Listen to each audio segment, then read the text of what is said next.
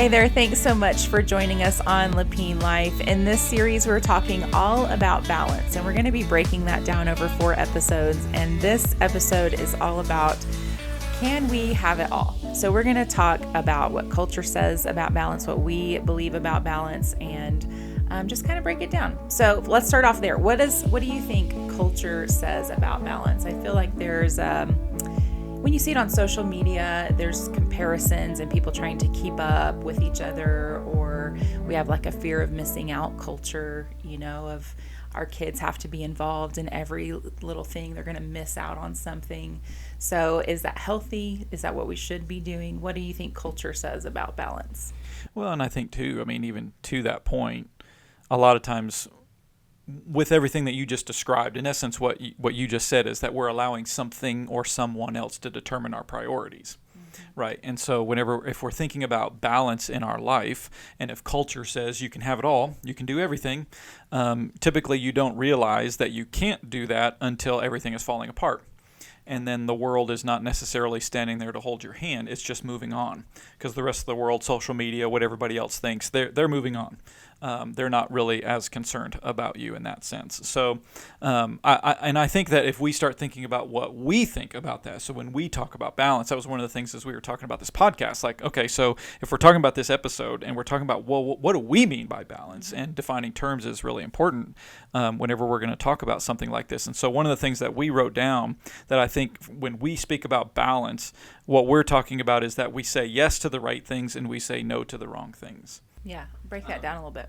Well, I think that what ultimately determines what's right and wrong, we're not talking about morality. We're not talking about sin and evil and wickedness and things like that and righteousness. We're not talking about what's right and wrong in that sense. What we're talking about is more along the lines of, well, what fits into my overall values that shape my life. So in our family context, we have 7 values that determine success for us. And those things are things like for us, they are very actionable statements. So they're things like be helpful, honor God, speak the truth, right? Those are values that for us shape what we do and don't do. So as a part of that, we want to grow in a healthy family. We want to have a healthy marriage. We want to have those things. So because of that, that means that we're not looking outward at what everyone else is doing in order to do the right things and say no to the wrong things, but rather we are looking inwardly at the value systems that we have built in place for our marriage and our family to help determine what are the right things for us to do and what are the wrong things to do, and then making that determination from there. Yeah.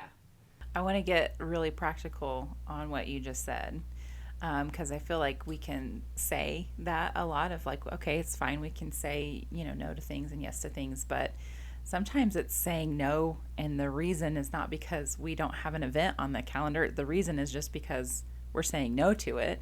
So like, what are some things maybe that we have said no to or given up in order to have that kind of culture? Yeah. Well, even just like what you said, I think to bring a passage of scripture into this that's helpful is Hebrews 12, when the author of Hebrews says, therefore let's throw off everything that hinders and the sin that so easily entangles, and run with perseverance the race marked out for us. And I think in that context, the author is specifically talking about running our race for Christ, living our life to honor Him, and so forth. But the author makes a really interesting distinction between the sin that so easily entangles us and anything that hinders us.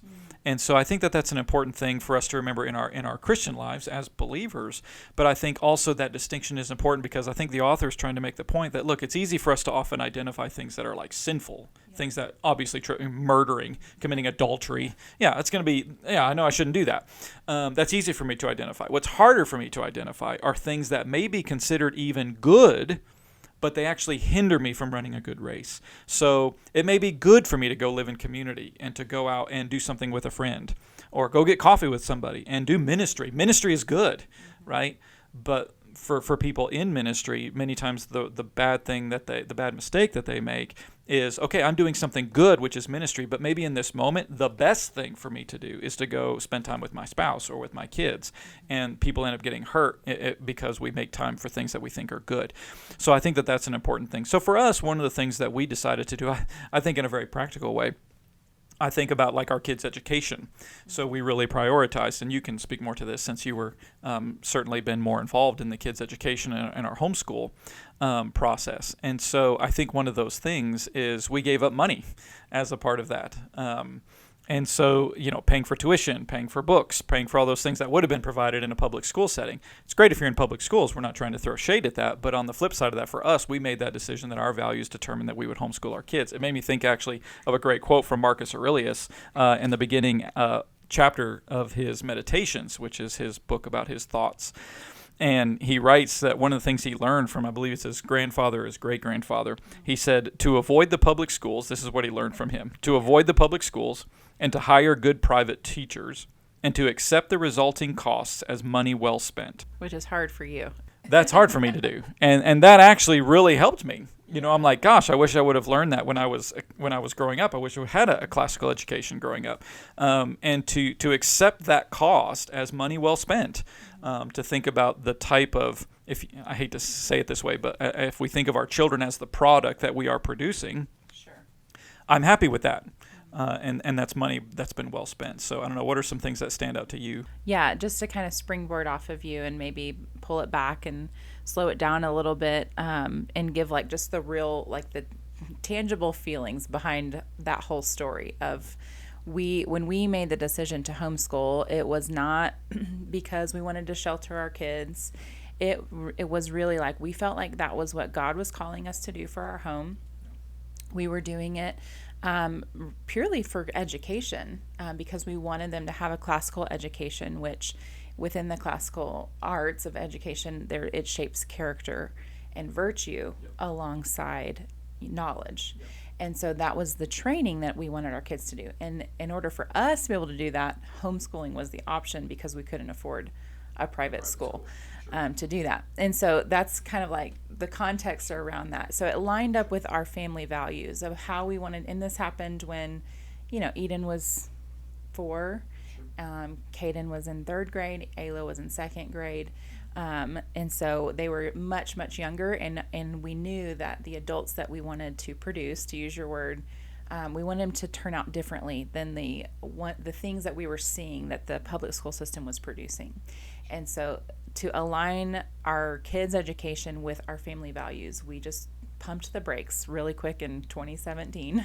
We made the decision in the middle of the summer before school started to do that, and that meant that so both of us were working at the church at the time, and I had to pull back on things. It wasn't, yes, we sacrificed money. We had to pay extra for the education because it wasn't provided for us, but also I had to say no to career opportunities and full-time jobs and things like that in order to be present. And I tried really hard to piece together income here and there.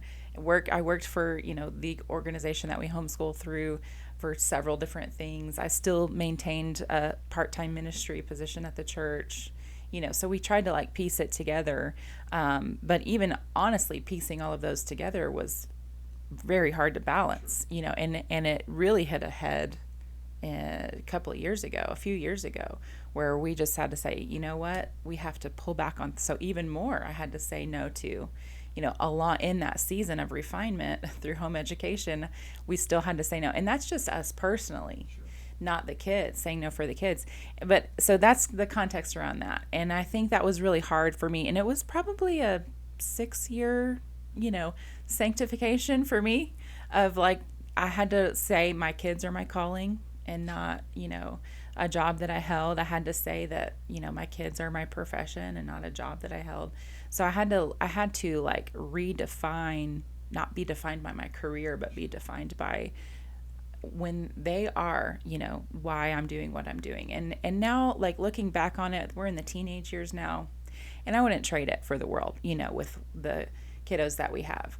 But that's just a little bit of a zoomed out, slowed down, real life. And that is extreme, I feel like. I don't know that everybody is in that boat. Sure. Well, we're just using ourselves as an example of finding the right balance in your life, right? Because for us, ultimately, it came back to, it was of the values that we had determined in and of ourselves through prayer and reflection and so forth. But we weren't allowing the outside world to determine those values for us. And so that's, for us, finding the right balance in your life is not allowing outside forces to determine what you're going to choose, right? And so for us, it's just simply part of our story of finding the right balance to say, well, whether that was finances or careers or whatever that was, those were the right decisions for us. Whereas other people may look at that and go, no, that's not worth it. Okay, well, I get that. If that's not your values, then that's totally fine. For us, that's just simply using ourselves and our own part of our story that I'm sure we'll come to in some episodes in this podcast. But at some point in time, it's ultimately that's part of our story about that finding the right balance in our lives of doing the right things. It made it easy for us to say no to things that didn't ultimately keep balance in our lives. So not allowing outside forces to determine what are the right things for us to do and the wrong things to do. And in a sense, keeping that balance in your life like a scale of saying, okay, let me keep, you're not always perfect. Sometimes you say yes to the wrong things and you go, okay, let me course correct here. I've said yes to this and no, it's actually the wrong thing and I need to course correct and go a different direction. We've had to do that along the way too. So I think, allowing your values and what's most important and the overall goals that you want to achieve. I know we'll talk about that in a later episode as well. Determining what those things are actually help us to ultimately achieve what we want to achieve in this life. There's a great quote from Seneca that he writes in his on the shortness of life.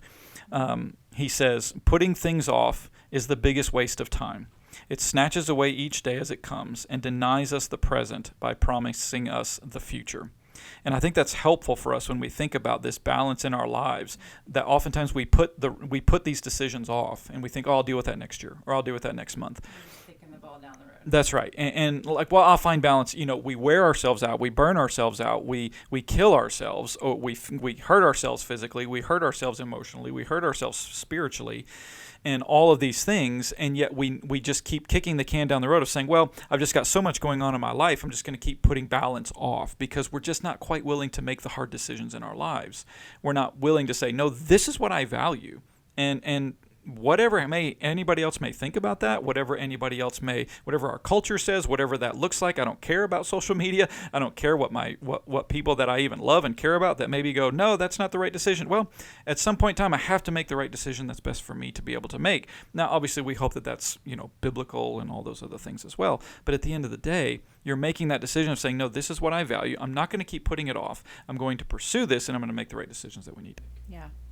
Can we talk about, I know we used our kids and homeschooling as an example, but I'm thinking maybe if we zoom back a little bit and just think of just marriage as an example, because I know I run things by you, or sometimes you say, maybe you should think about saying yes to that, And so using your discernment, of helping each other, find balance. I don't know if you have any examples or want to talk about just a spousal relationship in that at all. I know I sprung that question on you. Well, I think that I think that part of that is you are relying on somebody else who is your spouse. I mean, for us, I know not everybody has the same situation that we do, but we obviously best friends. We love each other. We love being around each other. We love having fun with each other. We have grown and built a life together, and we have learned.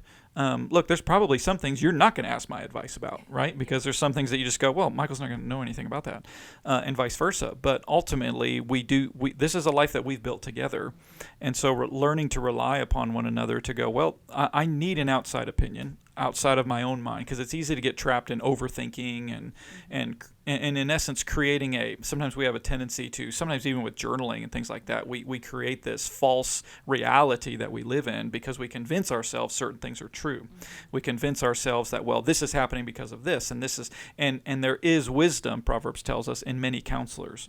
So if first and foremost for us, speaking in the context of a marriage, being able to rely upon your spouse to go, hey, here's something that I'm thinking about, here's something that I would like to do, and being humble enough to let your spouse tell you, I think that's a terrible idea, because But here's also the flip side of that. Like I have a tendency to slow you down because you're always going. You want to do more. You want to accomplish things. You're a wanderer and an inventor. Like you're 30,000 foot. I'm more of a discernment, things talking about six working geniuses from Patrick Lencioni. I'm more of like discernment and enablement in the sense of going, well, I love to help. I love to help people.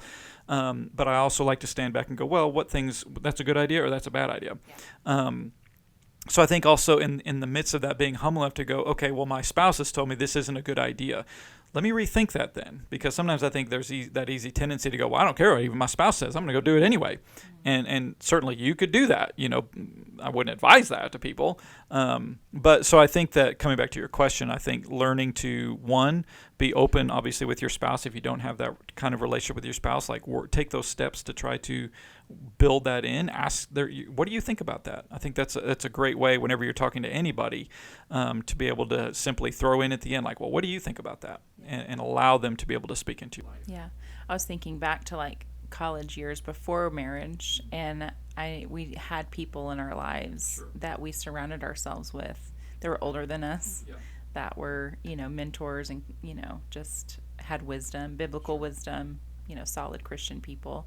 I don't know if you want to speak to that for a single person at all. Sure. Yeah. I mean, it's very true. I mean, for somebody who is single, to have a mentor, to have a person who's maybe at that next stage of life, who is able to, who has maybe experienced some of the things that you've experienced before, a solid individual that has a track record, the track record's important. Yeah, I mean, you don't want to go to somebody who's lost 5 or 6 fortunes, and ask them for financial advice necessarily. You want to be able to go to somebody like, hey, Warren Buffett, you got a track record, you've done really well over the years, you've made some good decisions in your life, you've got a healthy, strong marriage, you've got healthy, strong children. I have questions about parenting. I have questions about finances. You've got strong, I have questions about life. And I just at least in my observations, hopefully it's a person that there's something honorable about that person. And so if you're trying to find that balance in your life of going, I don't know how to find this balance. I want balance. I'm tired of feeling like my life is spiraling out of control. I feel like I'm allowing all these outside forces to influence my decisions, and I cannot find balance in my life. Go to somebody that you love, you respect, that you have a relationship with, that could be a mentor in a sense, and go, look, don't sit down and be like, hey, can you mentor me? That's, no, I'm not, no. Yeah, well, that's the reason why I don't have the gift of counseling. No, he doesn't. But at the end of the day, if you can go to somebody and go, hey, look, I'd love to take you to coffee sometime. And I'd love to pick your mind. And I'd love to just hear part of your story about how you've gotten to where you are. Because nobody is born into this world knowing how to live a perfectly balanced life where you don't feel out of control. It just like a virtue, just like exercise, just like a muscle, it takes time. Everybody makes mistakes in it, so have we. And so it is that process of learning, trying different things and saying, okay, well, how can I grow to live a balanced life? It takes time. And so those of you that are listening that you go, yeah, I feel like my life is great. I feel like my life is balanced. You might actually look for opportunities and look for that in people's lives, particularly younger people as they're growing up, to help them learn this is what it looks like to live a balanced life. Can I take you to coffee? Yeah. Right? Maybe being the initiator of that when you see a younger individual of going, you know what, I feel like this person really could use some help, and I just want to go and maybe take them and not ask intrusive questions, but ask for their story. And so that in a sense you're the one who's initiating things to pass on what you've learned. That in a sense that's discipleship and maybe helping pass on some balance in people's lives. Yeah. That's good. I want to kind of so we talked about practical examples and that kind of thing.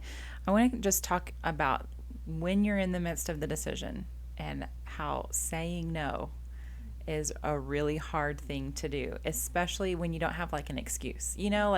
So a lot of people say no because I can't do that because. What if there is no because other than it just doesn't line up with my values and I don't really know how to communicate that, So can we just talk about that guilt of the decision and how to communicate, when we're saying no to things? Well, I mean, to a certain extent, I think we have to learn to be okay without giving a reason. Yeah, I agree with that. That sometimes you just say, no, I'd rather not do that. And that's it. I don't owe an explanation to somebody. Hey, you want to go Out and watch a movie? No, I'm good. Thank you. I mean, I appreciate the invite, but I think I'm good. Or even like sometimes we apologize. I'm sorry, no. Like, why are we apologizing? Yeah. Well, I think it's just because, I think a lot of it comes from good motivation. Like, we don't want to offend somebody. It's easy for us to overthink it and go, well, I don't want them to think that I don't like them, and that's the reason why I'm not going. And so I offer a reason so that they go, oh, okay. I mean, so in a sense, it comes from good motivation because you're wanting to make sure that that person realizes, oh, I'm not trying to be a jerk. It's not that I don't like you. It's just that I've had a really long week, and you don't necessarily are required to give an explanation for that. And there's not like there's anything wrong with that. Certainly read the situation in and of itself. I mean, but I do think like there have been times for us where we've specifically put things on our calendars like, no, we are resting this weekend. So when people ask us, hey, you busy this weekend? Yep, totally booked up. Because we are. We're being very purposeful about what we are choosing to do. And what we're choosing to do is recuperate. Maybe we've had a busy week or something. I mean, how else do you? No, I would agree with that. I mean, depending on the person that's asking and the relationship that I have with them and how much I want to let them in, to what's going on in our world, I will say we are resting this weekend, and I know that they will understand that. I do think it is a baby step for people if saying a hard no is like too much too fast, then to just say no, I have plans, and the plans are you're resting, or the plans are, fill in the blank, whatever it is that you're carved out time for. So I think that is a good baby step for people if you have to give an excuse to just use that. Well, and I would say it's not necessarily an excuse. Like, you're not making it up, right? Like, because I don't want any of our listeners to think, I'll say because when you have to feel like you add a because. Yeah, I just don't want anybody to think like, oh, well, I mean, even for us, like you're not lying, you're not being untruthful. Right. But you're not required to give everybody a full explanation of your life. Mm-hmm. Like you're just not. Yeah. Like, and so I don't know if that's because social media makes our privacy levels go way down, but I'm under no obligation to tell anybody about what's going on in my life. Mm-hmm. And so I think in that sense, again, to your point, depending on who it is, like if it's a really good friend, be like, man, we're just chilling at home. But other people, like I'm not required to have to give an explanation of all of those things. And so that's not necessary. And so maybe for some listeners that they just need that permission. They just need that permission to go, no, yeah, like, and I think that also maybe helps us to go, well, don't just make that decision on the fly and be like, oh gosh, well now this weekend I need to make sure and rest because I told somebody that I was going to. Like, no, don't live your life that way. But rather be intentional about how you are spending your time and how and I know we'll talk about that later, but how are you actually going to respond to somebody in that sense? But I don't think people need to feel an obligation to have to give an explanation for why they are or are not doing something. I think our yes can be yes and our no can be no. I think it can be as simple as that. Yeah. What about, let's talk about fear of missing out a little bit. I feel it just as a mom because probably that's the season I'm in, and I have, we have kids' activities, and there's like so much you can be involved in, and I have friends that have an activity every single night of the week, so let's just talk a little bit about that, the fear of missing out. How do we overcome that? And I think I would say we're going back to what do you value and what do you defining those values for your family, but I don't know if you want to expound on that. Well, yeah, I mean, I think your values, again, like what is most important to us. Like I have very good friends who are heavily involved in things. And that's the culture of their family. Like that's great. They thrive in that and they do super well. There's good principles that they're learning. Absolutely. So that's why it's different for every family. But I think the difference is even like what you said, like they and their kids and all that stuff are not involved because of fear. They're involved because of joy. Right, and that's an important distinction to make. Like they're not going, oh, I'm afraid my kids are going to miss out. I'm afraid that this is going to. Well, then this is going to, and then and allowing fear to determine. Like they're heavily involved because they love what they do, and it gives them life and fulfillment, and like their family is healthy, their marriage is healthy, their relationship with God is healthy. Like all of that is incredibly healthy, and that helps contribute to their overall joy in life because they're utilizing their gifts that God has given to them. All these things. That is a vastly different thing thing than somebody going, wringing their neck, going, I don't know. He doesn't get to experience this thing. Right. Then they're going to be angry at me, and that is living your life from fear is a vastly different thing than living in joy and living in life-giving situations rather than life pulling situations that then you feel driven by fear rather than. That's good. I like that distinction. Do you have any final thoughts, anything from the Stoics or anything to wrap it up? Well, I mean, if we kind of end certain things in some of these ways, I loved another quote from Seneca in his Letters from a Stoic. He writes, "Away with every obstacle and leave yourself free to acquire a sound mind. No one ever attains this if he's busy with other things." So let me repeat that one more time. Away with every obstacle. And an obstacle, think about it, he's not saying everything in your life, but he's saying every obstacle, everything that's impeding you. Away with every obstacle and leave yourself free to acquire a sound mind. I mean, think about that for a minute. Like to have peace of mind, that you can lay your head down at night and be able to rest and sleep and in peace, and to be able to take time to rest, like to have a sound mind where I'm not worried about other things, I'm not having anxious thoughts, I'm not overthinking things, my life is in balance, things are well. To acquire that, he says, get rid of every obstacle that keeps that from happening. No one ever attains this if he's busy with other things. So when we're constantly filling our lives with so many things that we ever can't or either aren't willing or our life is so busy that we can't, slow down and take time to reflect and to just reorient and rebalance our lives, then ultimately we're never going to have a sound mind. And we're always going to feel like life is out of control. And so I think a part of the key of balance in our lives is, if we're defining that as saying yes to the right things and no to the wrong things, then ultimately what that means is that for you and I and for all of our listeners is that we have to be able to have a sound mind. If you feel like you're always out of control in your life, then your life is out of balance. You're saying yes to the wrong things and you're saying no to the right things. Then you're never going to have a sound mind. You're never going to be at peace. You're always going to be anxious. You're always going to be overthinking. You're always going to have lots of things going on. And so being able to slow down, to be able to have that sound mind, removing obstacles, and for some listeners maybe that means removing some things that are actually good, but they actually are obstacles that are keeping them from running and living their life as well as they could. That's good. So I think that our final thoughts are, if you feel like you're spiraling and you are needing to find balance, maybe it's time to ask yourself, what is it that I value? And then analyze what is on your plate, what's on your calendar, what you're involved in, what your family's involved in. Start saying yes to what you do value and say no to the things that don't line up with those values.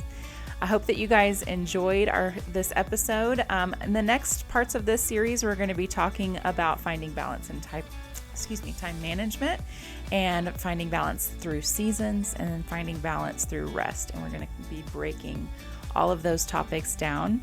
I hope that you'll join us. See you next time.